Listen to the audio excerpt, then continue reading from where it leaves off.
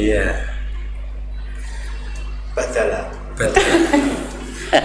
Badalagu. Iya. Manganan. Monggo Kang Mas. Ini kok lain sekali ya tampilan kita ini. Ngapain ini?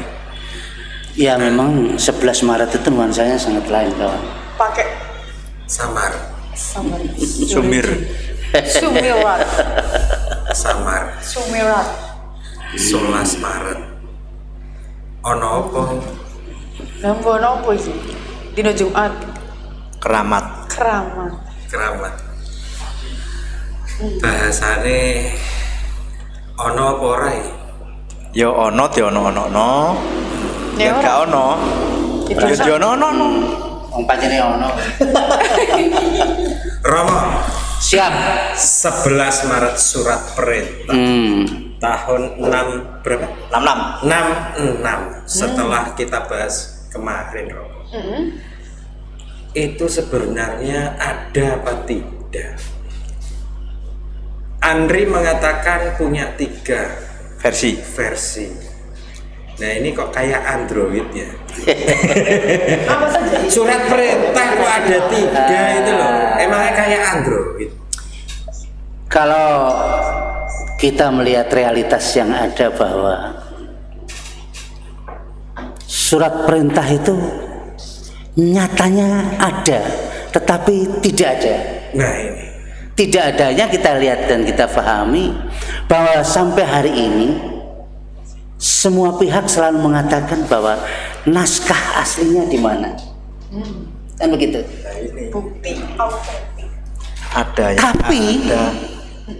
fakta di lapangan Ada.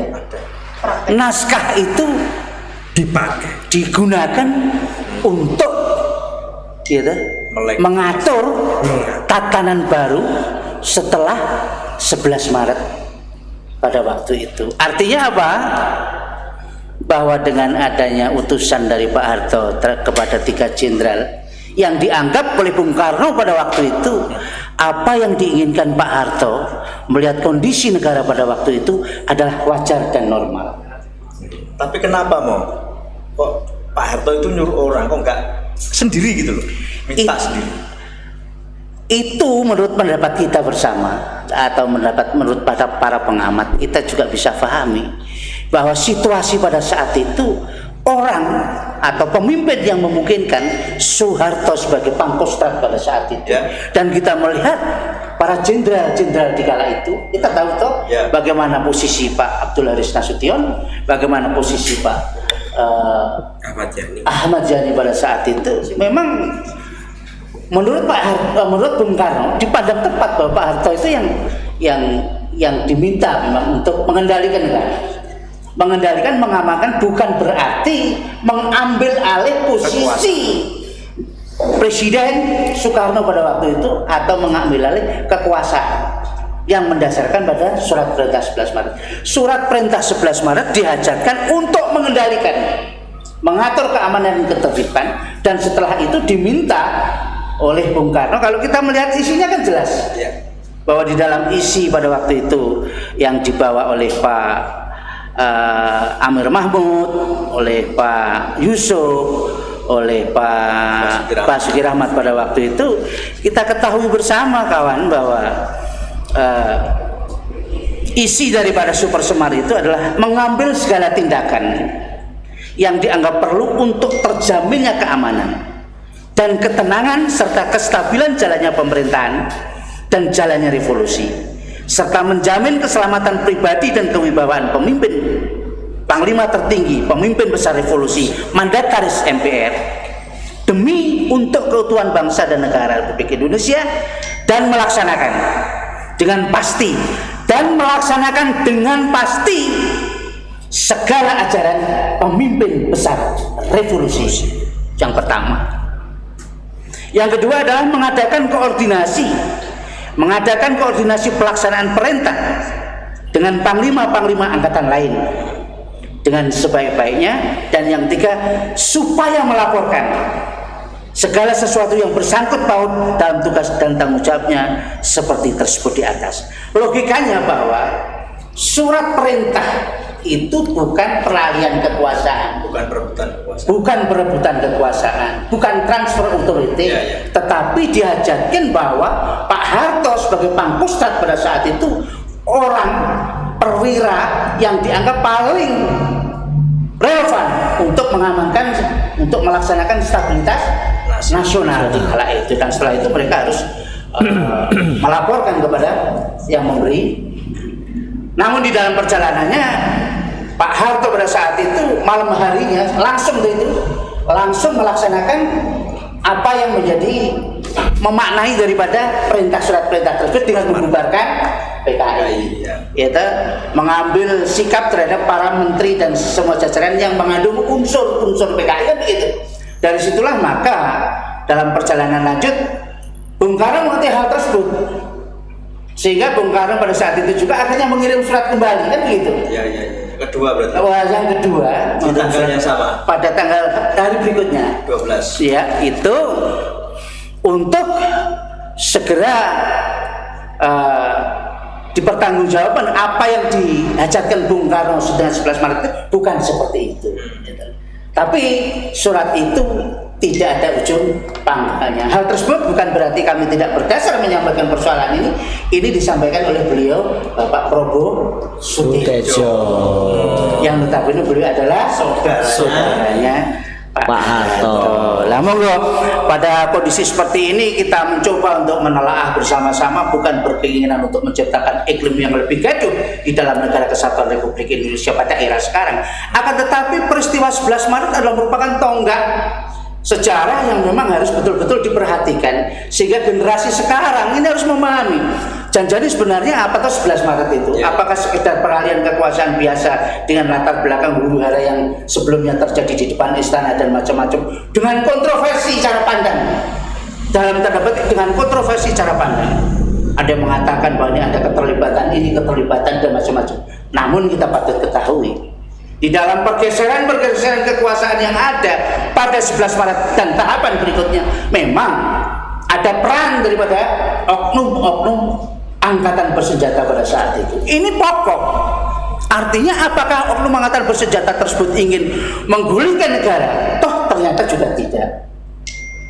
Oleh sebab itu kita sebagai warga negara harus berpihak kepada negara, apapun kondisi negara itu. Karena apa? Kembali bahwa mendirikan negara itu tidak gampang. Bagaimana negara itu utuh, terpadu dan berkesinambungan, maka negara itu harus ada di dalam pemikiran kita untuk kita berpihak. Monggo saudara-saudaraku kaum muda untuk bisa memahami dan menelaah dengan baik, agar supaya masyarakat tidak kabur melihat ini, tidak kabur melihat Super Smart, tidak kabur melihat 11 Maret. Karena 11 Maret adalah merupakan satu kondisi yang memang harus terjadi pada saat itu. Kalau saya berpendapat, sebenarnya kalau masyarakat warga itu, masyarakat awam nggak kabur, nggak kabur. Justru yang mengaburkan adalah yang memberi wacana itu. Itu. Loh ya gimana nggak kabur? Buktinya saja nggak ada. Iya, yang kan memang begitu. Iwan Fals itu kan ngomong, ada yang ada yang tak ada. Nah, nyatanya ada, nyatanya tak ada. Dengarin kompak lu. Nah, Om, mendirikan negara, jatah rombongan mendirikan negara itu sulit. Apa mana mendirikan rumah tangga lebih sulit, apalagi negara ya. Oh, nasi buyar yo. Tetapi tetapi ada juga nada sumir yang mengatakan bahwa Super Semar itu malah digunakan sebagai kudeta merangkak. Iya. Nah, buktinya juga ada. Buktinya setelah munculnya Super Semar itu kekuatan presiden melemah. Iya, betul. Bahkan kalau kita mengacu pada teorinya Amos Parmuter. Nah, ini muter. Jadi ngono. Bahwa dikatakan menurut Amos melakukan militer itu melakukan kudeta jika satu, tentara merupakan kelompok yang kohesif dan secara politik terorganisir paling baik daripada sipil. Itu pertama kondisinya. Yang kedua, militer bisa mengkudeta itu jika keadaannya apabila tidak ada kelompok oposisi yang kuat. Negarane amburadul, ora ana oposisi, pemimpinnya ra karuan. Elite padha ya kayak cakar-cakaran dhewe, lali karo rakyat. Yang ketiga biasanya yaitu mendapat dukungan dari partai politik. Parpol. Nah, pada tahun itu apa enggak seperti itu?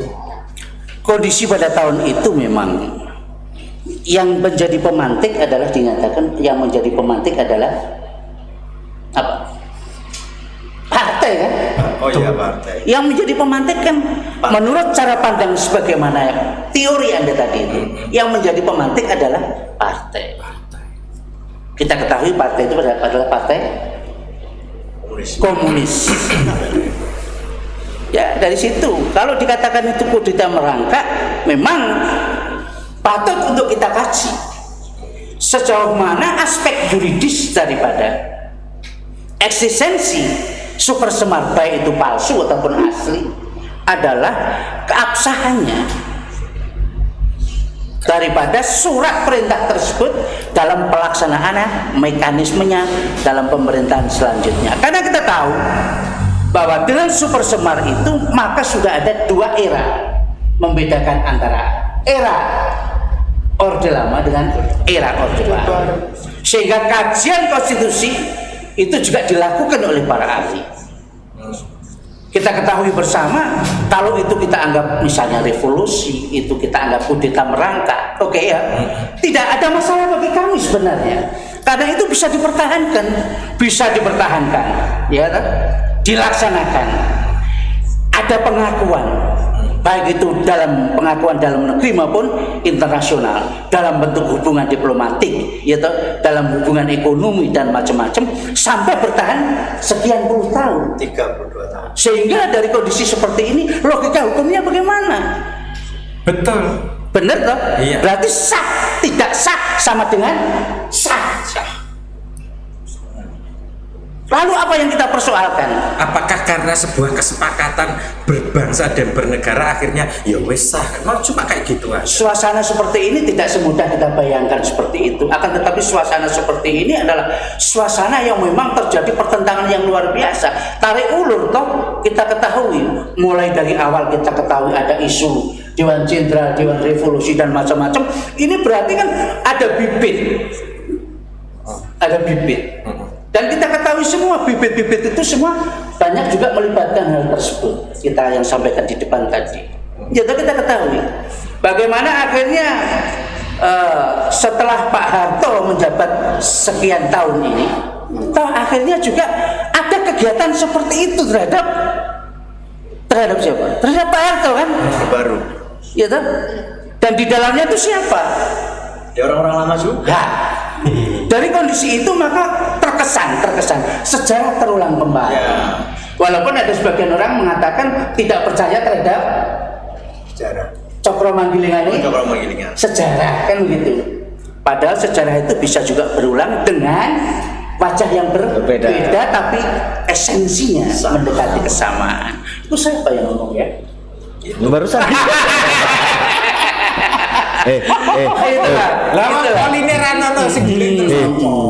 Aku dengar kata-kata Super Semar kan di depanku ada Semar tuh. Aku bayang tuh Semar itu pakai sayap, terus kayak no es, bisa terbang. Tokoh Semar kan jarine orang ngerti lanang lan wadone. Ya, aku gambar lah. Pada mbek Super Semar. Ataukah barangkali ono apa ora ya. Barangkali memang kata-kata Super Semar itu sudah di branding waktu itu. Kita pakai tanggal ini saja. Ini wong Jawa. Waktu wong Jawa kan sama juga dengan kemerdekaan kita itu sebenarnya juga sudah dirancang. Berarti udah ada settingan ya? Sudah. Kan sayap Garuda itu ada berapa? Ya. 8 kalau nggak salah ya. Piye to? 17. Sayap Garuda kok 8 iki piye? 44 iki kan? 5 ya.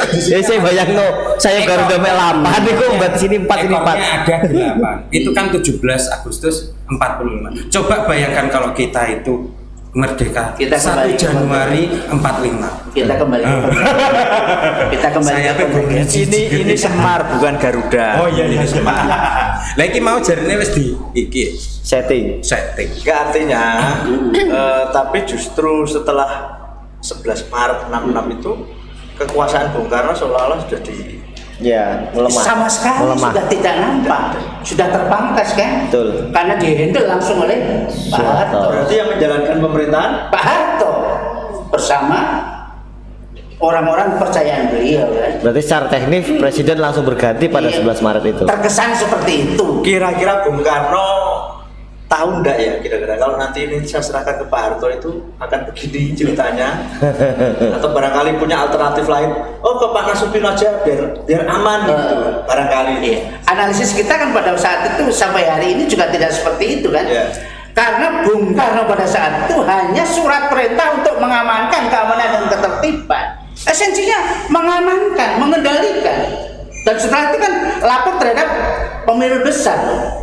Tapi kenyataannya dimanfaatkan. Soal dimanfaatkan tidak, cara pandang. Oh iya. Dipolitisir. Itu cara pandang. Kita mencoba untuk memahami persoalan ini dengan secermat mungkin, dengan seobjektif mungkin, bahwa itu bagi kita adalah fakta sejarah yang harus kita pelajari dan generasi yang akan datang harus tahu. Soal cara pikir, gitu, melahirkan sebuah karya tulis itu pendapat subjektif yang mencoba masyarakat mengobjektifkan. Objektif nggak? Yang menilai juga masyarakat. Ya. Gitu loh. Tapi mau itu kan Gimana Sumirat? tapi itu kan termasuk sejarah. Sejarah itu kan agar kita itu apa namanya itu, logika sejarah itu kan agar kita tidak mengulangi apa yang telah dilakukan pada masa lalu. Logikanya kan begitu. Tidak harus. Juga kadang mencontoh sejarah Nah, masa itu lalu. loh, itu Kalau betul. mengulangi sih tidak, mencontoh ya.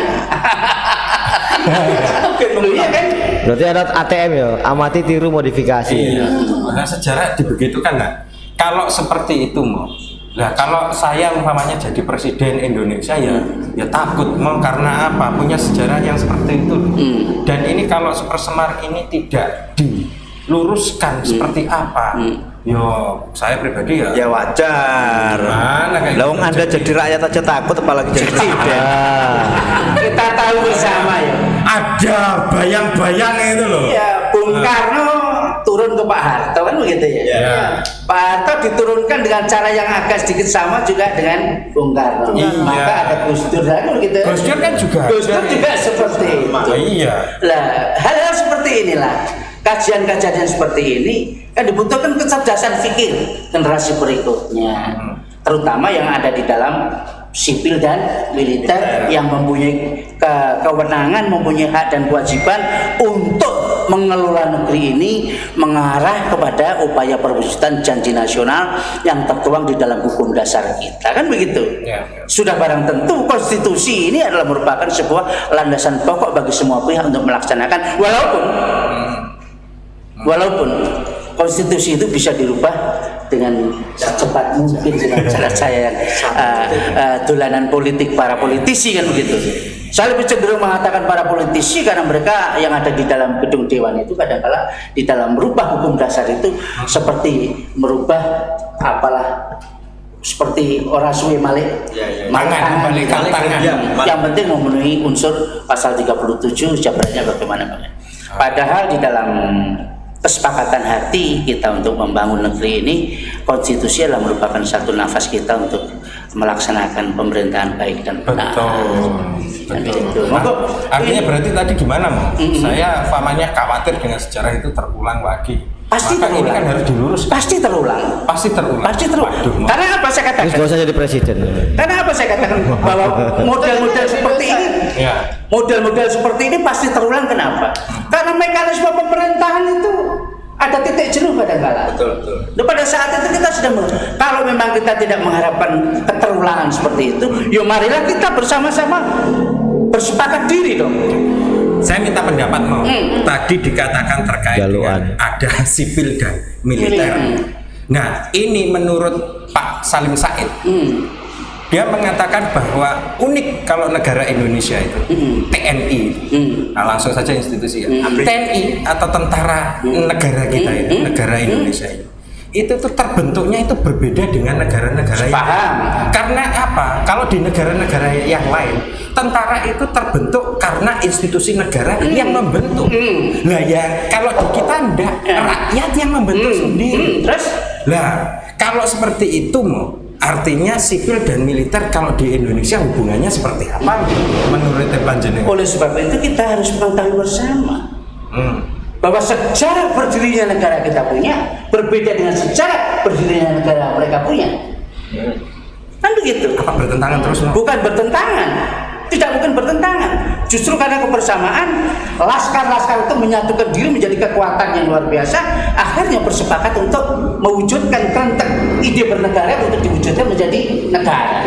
Tapi kalau saya punya pendapat lain, bukan hanya rakyat yang membentuk militer, membentuk TNI katakanlah.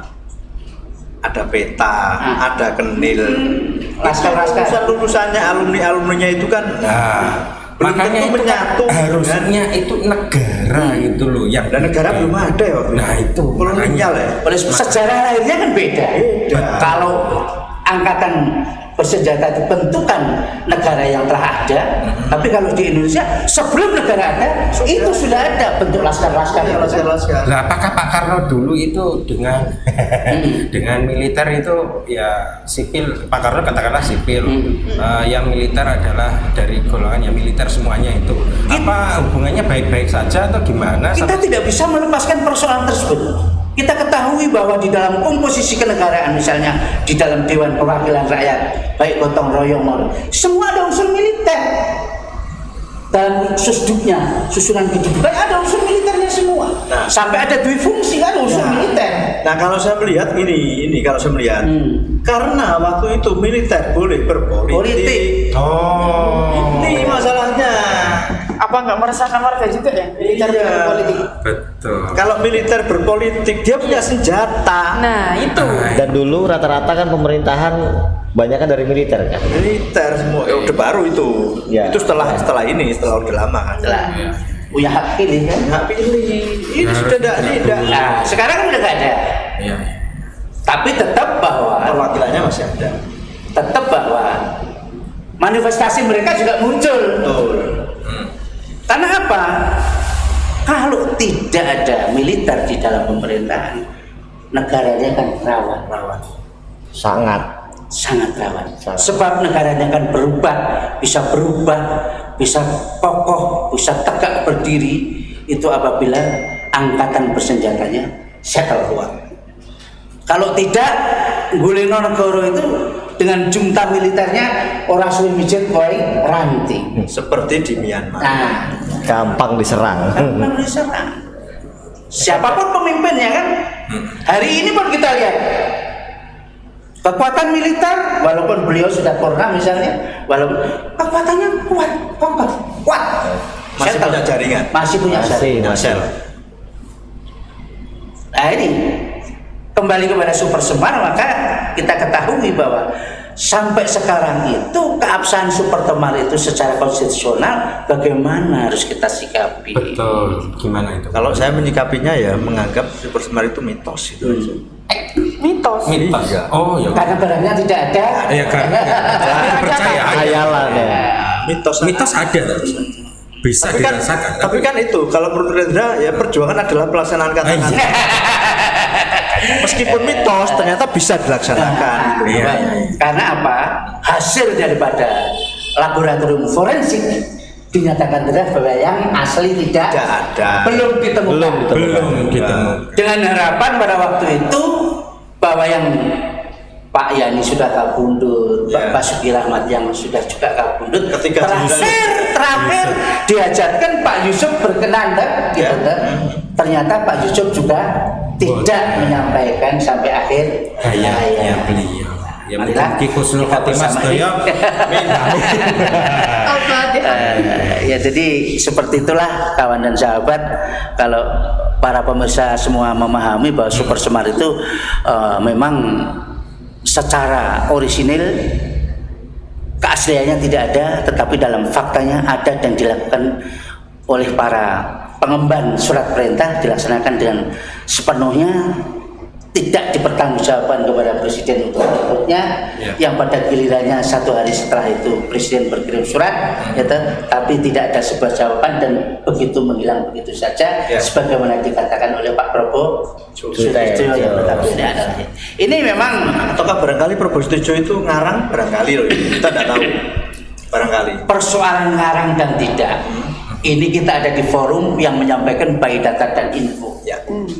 Sehingga kami menyampaikan bukan asal menyampaikan, tetapi kita bersama menyampaikan pada forum ini tidak ingin membutakan masyarakat, para penonton, para pemirsa. Rina gimana Rina? Rina orang muda melihat 11 Maret itu ya apa? Ngertinya lagunya. Ngertinya lagu. Memang bagi kita kalau Super Semar itu kontemporer ya. Itu sejarahnya kontemporer bagi kita, tapi bagi kamu udah lewat. Mau tahu. Ya kamu tanya itu misalnya, apakah Orde Baru itu tidak sah karena Super Semarnya palsu misalnya? Iso dapat tak kan gitu. Iya loh. Iso loh Orde Baru. Waktu di sekolah diajari nggak? Maksudnya disebutkan ya, tapi ya tetap. Disebutkan pas Orde Baru kan baru lahir. Iya, kalau di sekolah kau diajari kayak apa itu Super Semar? Super Semar, ya surat perintah 11 Maret. Sudah, titik. Udah titik. Terus suruh ngerjakan gitu Terus aja. Iya. Kepanjangan dari Super Semar adalah. Iya kan kayak gitu aja tuh ya. Itu kan SD kan ya. Iya. Terus esensinya kan, maknanya kan belum didapat. Nggak ada. Terus padahal SMA-nya IPA jadi nggak ada sejarah. ya. Sejarah Ya, juga nggak ada ya. Iya nggak ada. Ada gimana ini, Pak Menteri? Di Menwa juga nggak ada ya. Jadinya kayak gini gitu Pak Menteri. Di Menwa nggak ada ya. Ada sejarah tapi Nanti sejarah wajib, tidak peminatan. itu menterinya dipisah aja, ada Menteri IPA, ada Menteri PS. Dan malah sekarang itu nggak ada IPA. Sama Menteri Bahasa mas. Nggak ada penjurusan katanya. Iya tak? Iya. Sama?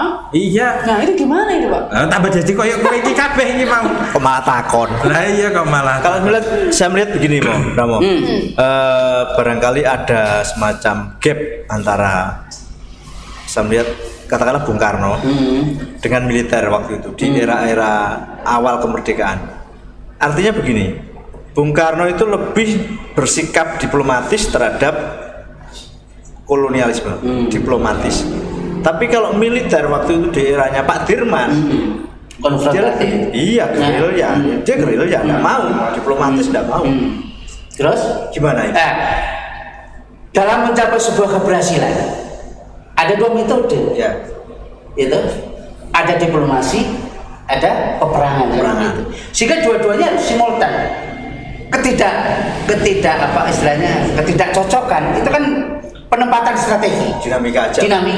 Tapi tetap bahwa keberhasilan itu adalah hasil daripada pergerakan fisik dan diplomasi. Sehingga dua-duanya harus kita akui kebersamaan, tidak hanya bambu runcing dan senjata, tetapi juga kemampuan intelektual pada saat itu. Tapi artinya kedua tokoh ini apakah ketemu? Ketemu Secara itu. Ketemu. Buktinya apa? Buktinya setelah pada saat kemerdekaan ini, dalam pengasingan siapa yang menghandle negara?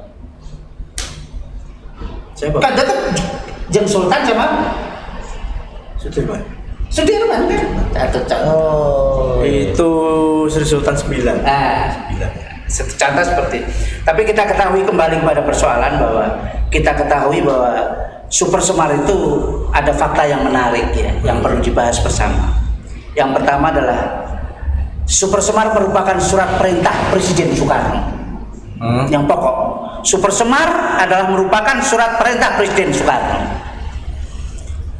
Surat perintah Presiden Soekarno yang ditandatangani pada 11 Maret 66 yang menginstruksikan Presiden Soeharto yang merupakan Panglima Komando Operasi Keamanan dan Ketertiban Pangkop Kamtib mengambil tindakan untuk meredakan situasi keamanan yang buruk pada saat itu. Kita tahu bahwa katanya istana dikepung dan macam-macam gambaran ilustrasinya yang disampaikan pada waktu itu. Yang kedua adalah apakah benar bahwa Super Semar mengawali peralihan Orde Baru, peralihan Orde Lama menuju Orde Baru? Super Semar merupakan awal peralihan Orde Lama menuju Orde Baru, menentukan kelahiran pemerintahan Soeharto. Kelahiran pemerintahan Soeharto. Kelahiran. Artinya begini, Bu. Kalau memang itu surat perintah dari Bung Karno, kenapa surat perintah itu kok malah diminta, bukan Bung Karno sendiri yang memberikan itu? Nanti Inisiatifnya siapa? ini yang ketiga. Nah, ini Ini yang ketiga. ya mau yang ketiga dulu. Ini yang ketiga. Super Semar merupakan surat perintah, bukan surat pemindahan kekuasaan Republik Indonesia. Kan? Ya. Itu pernyataan Bung Karno. Bung Karno. Nah, Mangkir Rumien. Ini belum yang keempat ya? Iya. Sebelum keempat terkait yang nomor berapa tadi ya? Yang Kang Mas mengawali pemerintahan peralihan. Ada apa namanya kekacauan kata. Lah nuwun sewu ini saya pandangannya ini pandangan milenial aja. Ya. Iya kan gitu tuh. Iya. Ini yang kepleset-pleset. Ya nuwun sewu kan.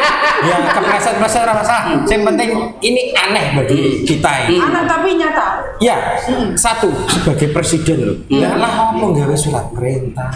Loh. Lah kan iso ta Katanya besar. Lah iya, apa tak surat perintah? Lah aku dhewe iso. Jangan-jangan.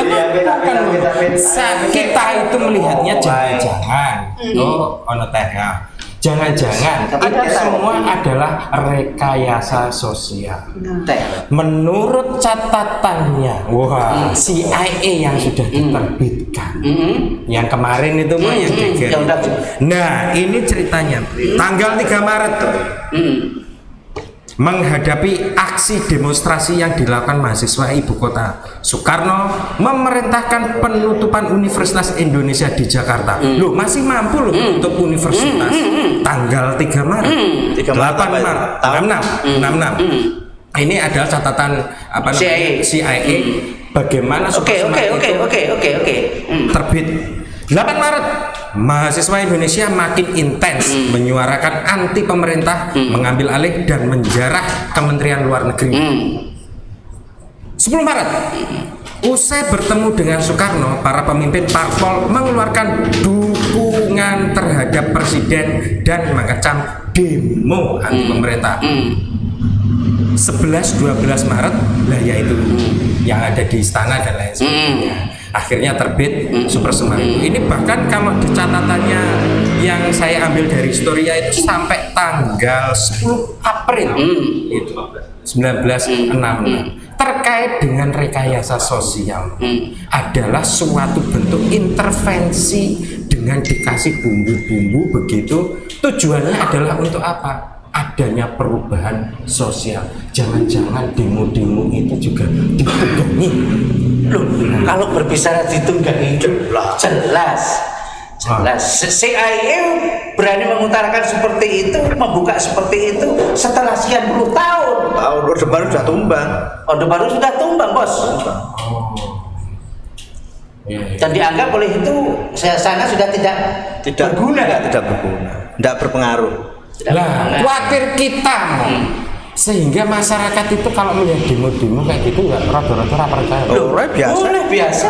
Ada rekayasa, sangat mungkin. Rekayasa sosial politik itu Sangat mungkin. Jangankan masyarakat, aku ora percaya kok.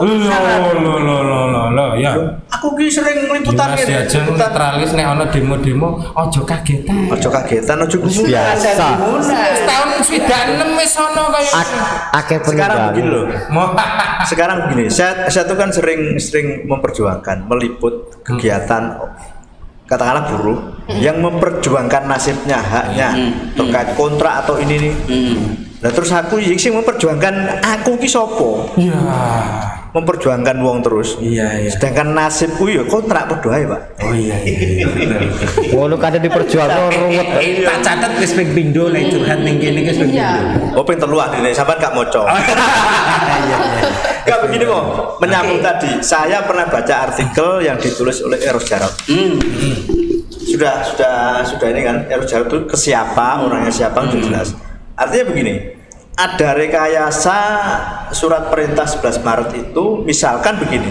yang saya baca itu ya, misalkan 2 halaman, yang halaman kedua itu dihilangkan.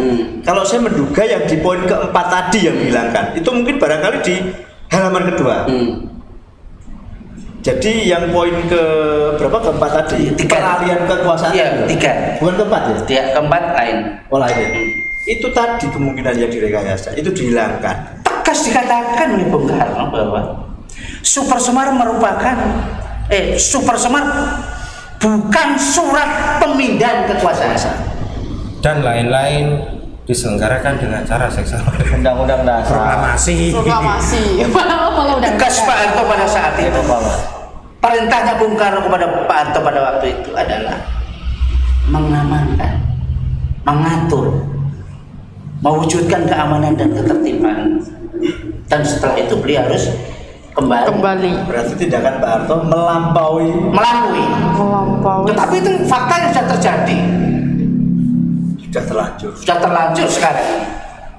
Itu pun dari aspek konstitusi tadi kita pertanyakan juga tidak ada artinya karena juga sudah diakui eksistensinya. Waktu itu Bung Karno apakah ada yang membackup Bung Karno dari pihak militer?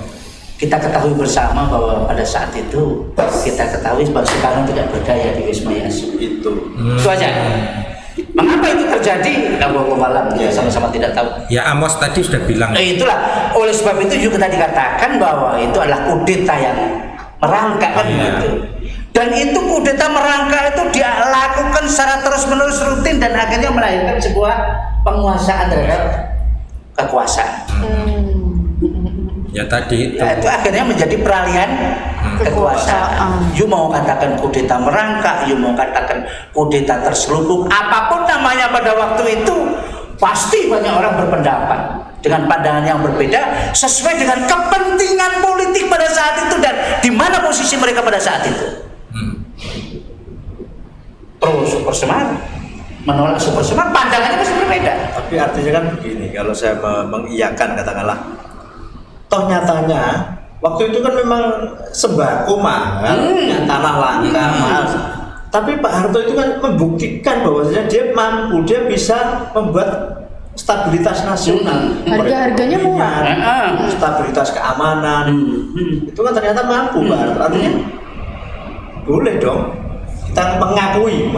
Oleh sebab itu indikator kita tadi mengatakan secara tegas bahwa secara konstitusi mungkin kita tidak bisa mengatakan bahwa itu sah dan benar, tetapi dari fakta sejarah mereka diakui keberadaannya, mendapat pengakuan internasional, ada terjadi hubungan, berarti mengakui eksistensi negara di bawah pimpinan Pak Harto. Itu luar biasa.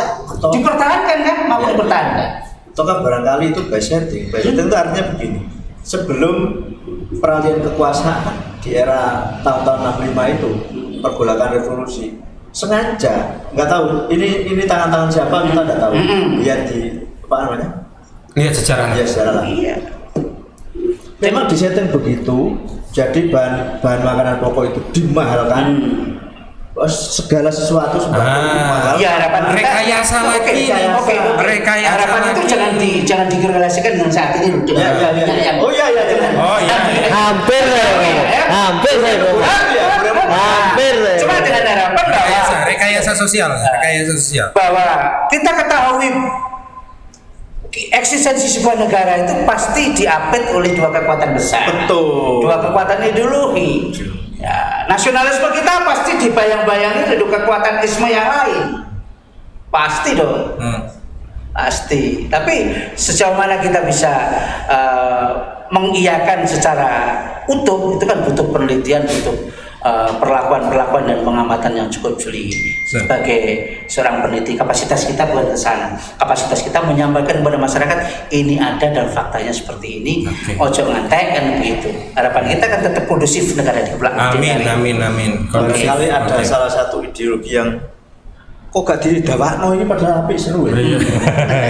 Oleh Seru ya. Lama bro. Kalau saya pengen saya itu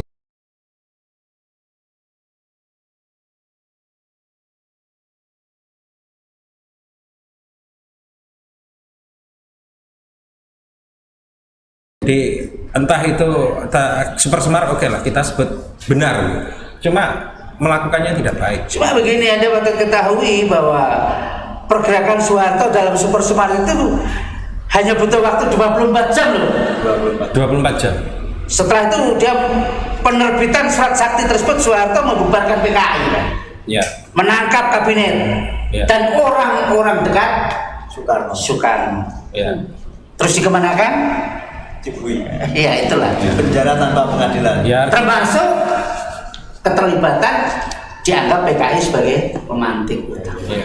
Nah, tadi mau antara benar dan baik di dalam pemerintahan gitu. Kalau menurut saya seperti itu. Jadi dan lagi janganlah sampai terjadi atau terulang lagi, karena apa ya? Saya sih melihat pada generasi nantinya. Saya melihatnya pada yang namanya arsip gitu ya.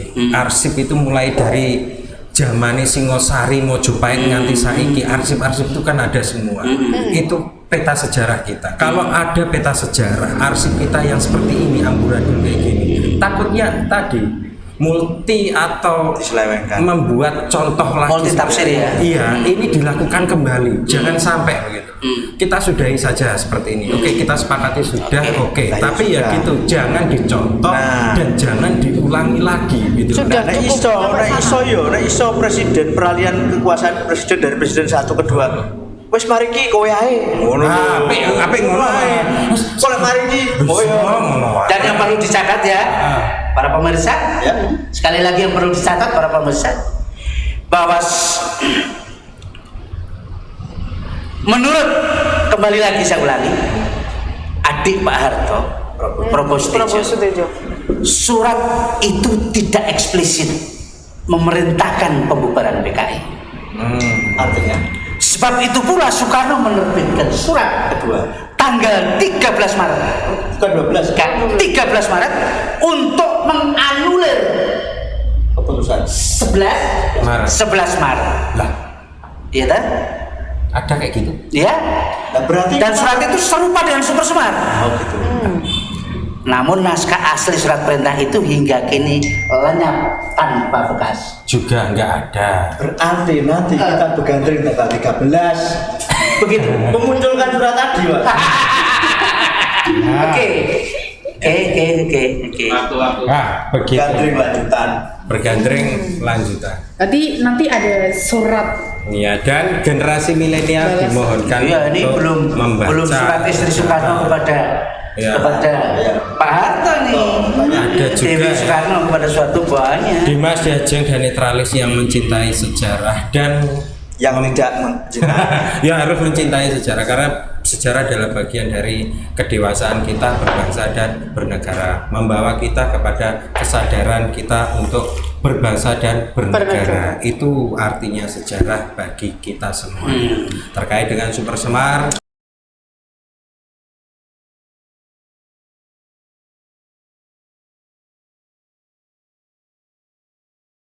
Ya, maksudnya ke depan.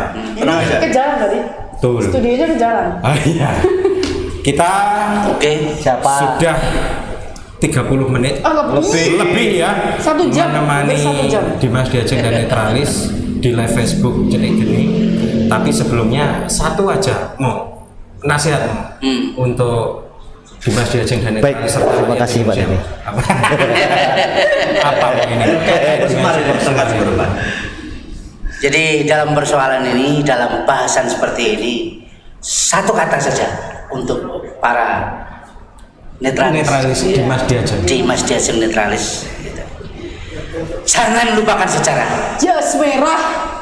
Jangan sampai melupakan sejarah. Terima kasih. Demikian konklusi dari Romo. Kita akan kembali lagi di edisi Begandring. Nantikan saja edisi Begandring di live Facebook Cedik Geni. Ya, sampai jumpa. Cedik Geni. Open. Ya. Sampai jumpa. Iki